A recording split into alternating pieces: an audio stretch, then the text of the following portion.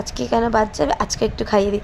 ওই জন্য আমি গোলুকে একটুখানি খাইয়ে দিচ্ছিলাম, কারণ যতক্ষণ না নিজের হাতে খাওয়াবো ততক্ষণ মনেই হয় না যেন গোলু আমার খেয়েছে।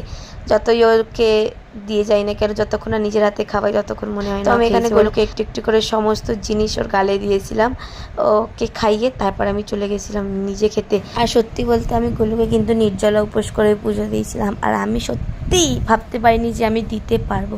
মানে গোলুর যেহেতু উপোস, তাও আবার নির্জলা, মানে কষ্ট হয়নি, জল টেস্টটা পর্যন্ত পাইনি। যে ভগবানের কী খেলা ভগবান জানে, আমার সত্যি বলতে একটুও কষ্ট হয়নি।